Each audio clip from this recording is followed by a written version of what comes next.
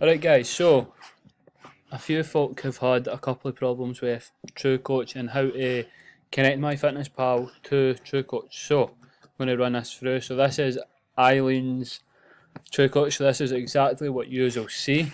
So in the front page you'll have your programs, so what it is today.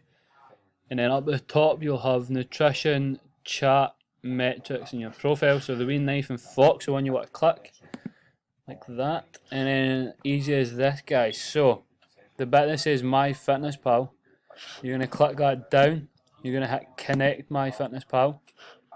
It'll come up saying enter your login for MyFitnessPal. All you do is enter that, enter your password, sign in, and then from there this will say connected.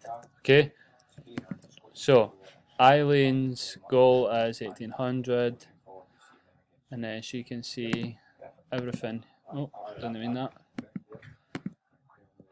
She'll be able to see everything from her profile on here, nutrition, her calories, etc. What she's meant to have. Everything will be the same, her protein from our sheets.